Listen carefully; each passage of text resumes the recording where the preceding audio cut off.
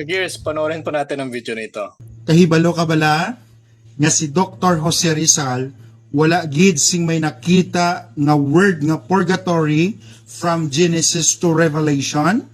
Ayon sa kanya, wala daw nakitang word na purgatory si Jose Rizal from Genesis to Revelation. Amo ni ang siling niya, there is a No Limit Tangere, page 72, a novel by Dr. Jose Rizal. Ito daw ang kanyang sabi sa novel na ito, nasulat po ni Dr. Jose Rizal. Tingnan pa natin. It says, but now, let's see how the idea of purgatory, which is absent from both the Old and the New Testament, became Catholic doctrine. Neither Moses nor Jesus Christ make the slightest mention of purgatory. And the only text from the Bible can be cited, one from the second book of Maccabees, chapter 12, on prayers for the dead, for their guilt and doings. Insufficient, remember, insufficient. Furthermore, this book was pronounced apocryphal by the Council of Laodicea, and the Holy Catholic Church sanctioned it only much later. It is invented, the word purgatory, invented by the Catholic Church, okay? The Council of Laodicea. So, kailangan palang mabasa para maniwala itong kapatid natin. So, tingnan po natin sa La Sagra Biblia kung malaba talaga ang salitang purgatorio. Sinasabi po dito, El Padre se enciende por espíritus las almas y por cárcel el purgatorio. Ayun naman pala, may purgatorio na termino. Kung bukas talaga po sa katotohanan ng mga kapatid natin anti-katoliko, dapat tanggapin nila ito at ipangaral po ang purgatorio. Ang kanyang argumento po ay hindi na po bago sa atin at marami na pong gumagamit po ng kanyang mga argumento nito. Now, para sabihin pong walang binanggit si Moises at si Jesus tungkol po sa purgatory, kaya hindi dapat ito paniwalaan ayon sa kapatid nating ito, ibig sabihin dapat hindi rin po paniwalaan ang salitang Biblia dahil ni minsan, hindi rin naman ito nabanggit ni Moises at ni Jesus. Diba? So, ibig sabihin, hindi rin pala naniniwala ang kapatid natin ito sa nasusulat sa Biblia. Now, kaya kasi hindi mabasa pong salita kasi hinahanap po ang termino sa Filipino o English version. Ang salita pong purgatorio, ayon po sa vocabulary.com, comes from the Latin verb meaning to cleanse. Ang purgatorio po kasi ay mababasa naman sa Biblia kung ito po ay babasahin natin sa Bibliang Latin, sapagkat ang salitang ito pala ay hango po sa wikang Latino. At marami pong mababasa natin sa Biblia sa Latin version tungkol po sa salitang purgatory. Una na po dito sa 1 Peter 3:19, makikita po natin ito sa version na ito ang salitang purgatorio. Sunod po dito sa Numbers chapter 6 verse 9, na makikita po natin ang salitang purgationes. Sunod po dito sa Ecclesiasticus chapter 7 verse 34, na makikita po natin ang salitang purgate. Sunod dito sa Luke chapter 2 verse 22, na mababasa naman ang salitang purgationes. And then sa 2 Peter chapter 1 verse 9, narito din po ang salitang purgationes. And then sa Hebrews chapter 1 verse 3, ito pong nakasulat purgationem peccatorum, di ba? Marami pong talata sa Biblia ang nagpapakita po ng doktrinang ito. Mula sa mga salitang iyon ay nabuo po ang salitang purgatory. Although hindi naman natin tinuturo ang word for word dahil mas tinitingnan po natin ang context o diwa ng mga talata. Ngunit for the sake of argument, ipinapakita natin ang mga term na ito para sa mga kapatid po natin na limitado lang ang pag-unawa sa word for word. Kung ating pagsamasamahin po ang mga termino, purga plus torum or tori equals purgatory. Now, narito naman ang ilan sa mga karagdagang batayan ng purgatorio gamit po ang salitang English. Take note. Unawa sana ang ating pairalin. Ayon po sa Hebrews chapter 1 verse 3, makikita po natin ang salitang purgation of sins. Sa Isaiah chapter 1 verse 25, ito po nakalagay, I will clean, purge away thy dross. Sa Luke chapter 3 verse 17 naman, ito po nakalagay, and he will purge his floor. Sa John chapter 15 verse 2 naman, ito po nakalagay, he will purge it that it may bring forth more fruit. Sa 1 Corinthians chapter 5 verse 7, ito po nakalagay, purge out the old leaven. In Mark chapter 7 verse 19, ito po nakalagay, purging all meats. In Exodus chapter 20 verse 38, sinasabi po dito, and I will purge from you the rebels and those who transgress against me. Malinaw na napakaraming mga verse mula sa Biblia na nagsisilbing referensya o batayan po ng purgatorio. Kung kaya, ay walang katotohanan ang mga sinasabi nila. Sabi nga, may mata sila, ngunit di sila nakakakita sapagkat nabubulag po sila ng kanilang mga Diyos-Diyos. Malinaw naman po ang doktrina ng simbahan patungkol po sa purgatory. According po sa Catechism of the Catholic Church, 1031, the Church gives the name purgatory to this final purification of the elect. May final purification. Bakit kailangan po ito?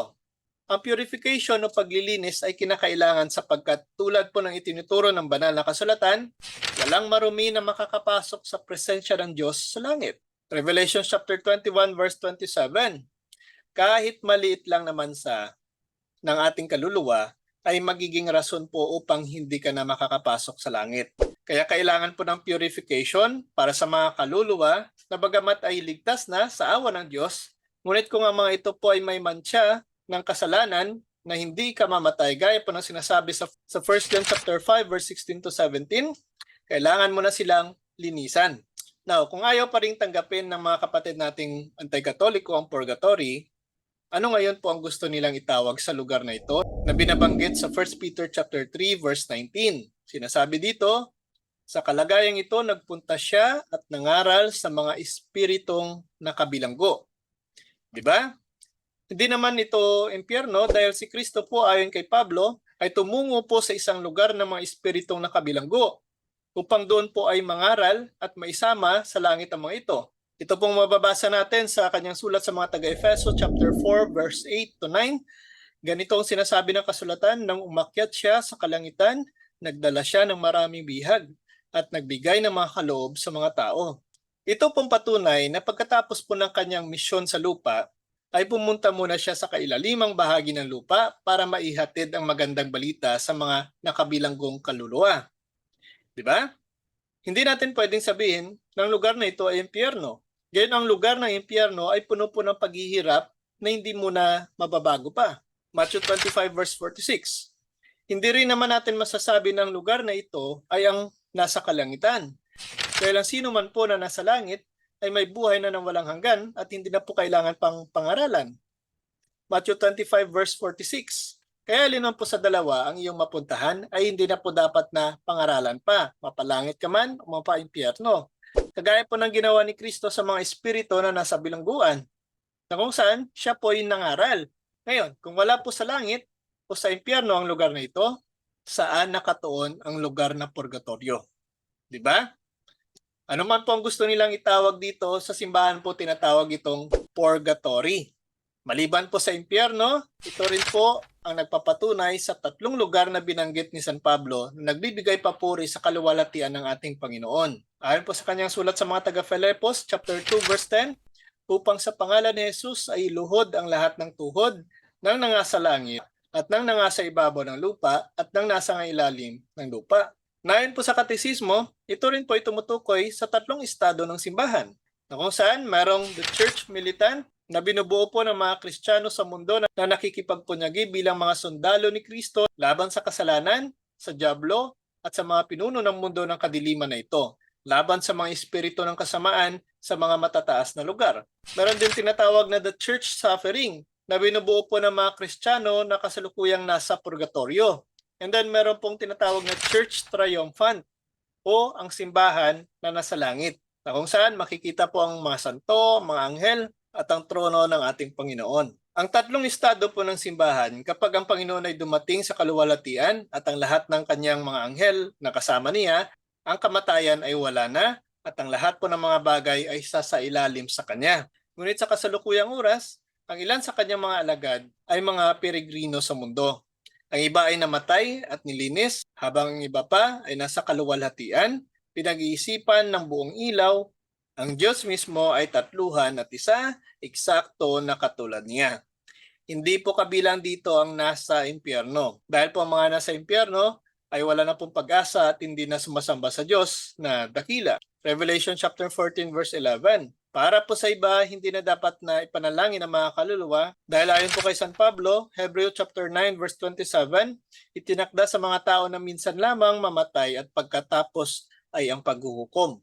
Kaya para sa kanila, ang panalangin daw po sa mga patay ay hindi na epektibo. Hindi naman po tinututulan ng talata ang pagbibigay natin ng panalangin sa mga patay. Dahil tunay nga na right after na mamatay ang isang tao ay haharap kagad ito sa paghuhukom.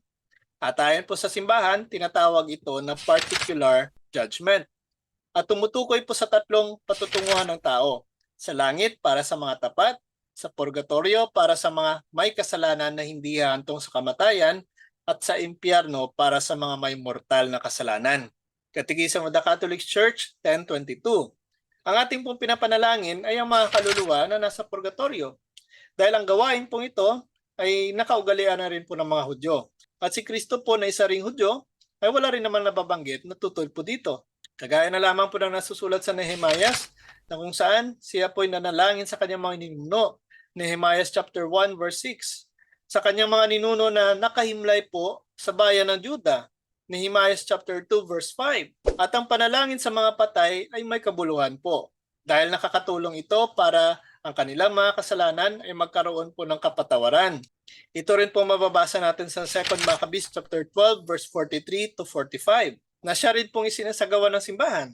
Ang aral na ito po ay batay din sa pagsagawa ng pagdarasal para sa mga patay. Na nabanggit na sa Sagradong Banal na Kasulatan, sa makatuwid ay gumawa ng pagbabayad sala para sa mga patay upang sila ay mapalaya mula sa kanilang kasalanan. Mula sa pasimula po ay ginagalang ng simbahan ang memorya ng mga patay at nag-aalay po ng mga pagdarasal para sa kanila. Higit sa lahat, ang sakripisyo po ng Eukaristiya upang sa gayon malinis, makamit nila ang beatic vision ng Diyos. Pinupuri din ng simbahan ang limos sa mga indulhensya at gawa ng pagsisisi na isinasagawa para sa mga patay. Katekismo of the Catholic Church 1032. Now, argumento naman nila, paraan lang daw ito ng simbahan upang pagkaperahan ang mga sumasampalataya. Dahil sa tuwing magre-request po ng memorial mass para sa mga patay, ay may kaakibat na bayad. Ang misa po ay walang bayad at makakatulong po para sa ating mga yumao. Ngunit huwag po nating kalimutan na ang simbahan ay may pangangailangan. At ang manggagawa sa loob ng simbahan ay nararapat din na bigyan. Di ba? Sabi rin po ni Kristo, Luke chapter 10 verse 7, "For the laborer is worthy of his hire." Dagdag pa nga dito, sinasabi ni San Pablo, hindi mo ba alam na ang mga naglilingkod sa templo ay kumukuha ng kanilang pagkain mula sa templo at ang mga naglilingkod sa dambana ay nakikibahagi sa inaalok sa dambana? Sa ganitong paraan, inutos po ng Panginoon na ang mga nangangaral ng Ebanghelyo ay dapat makatanggap ng kanilang pamumuhay mula sa Ebanghelyo. Ayon po yan sa unang sulat ni San Pablo sa mga taga-Korinto, chapter 9, verse 13-14. Ang purgatorio po bilang isang proseso ng paglilinis mula sa kasalanan at mula sa ating pagkakabit sa kasalanan ay isang mahusay po na pagpapahayag ng awa ng Diyos. Tulad po ng nakikita natin, walang maruming maaaring makapasok sa langit. Pinapayagan po tayo ng purgatorio na maging malinis at may kakayahang makapasok sa langit. Kaya dapat pa po natin itong ipagpasalamat dahil ito po ay inilaan ng Diyos para sa atin upang maligtas. Sana po ay nakatulong po ang video na ito. At kung gustuhan niyo po ito, please like and share. Ibahagi po natin sa mga kakilala po natin. At huwag niyo pong kalimutan na i-subscribe ang ating YouTube channel, Mr. Curious Catholic, upang matulungan din po natin itong lumago. This is Mr. Curious Catholic. Kasama po ninyo sa pagtatanggol ng ating simbahan. Rodea et Ecclesia, si Diyos po ang lahat ng kapurian. Hello mga kapatid, follow and subscribe Mr. Curious Catholic. Marami tayong matutunan, mapupuno po yung ating isipan sa mga katotohanan. Dahil ang katotohanan na magbigay sa atin ng tunay na kalayaan. God bless. Hello mga kapatid, inanyayahan namin kayo, huwag niyong kalimutan mag-subscribe sa kay Bro Dance Oberio, Mr. Curious Catholic. Marami kayong matutunan sa pamamagitan ng pagsubaybay niyan sa pagsagot sa pananampalataya na inaatake ng ating mga kapatid sa iba. Yung pananampalataya, and they are not only attacking the teachings of the Catholic Church, but proselytizing the good numbers of the Catholic. At sa pamamagitan sa pagsunod ninyo, Mr. Curious Catholic, Facebook page and YouTube channel. Dami ninyong matutunan. Isabuhay natin ang ating matuto. Rodeo et Iglesia.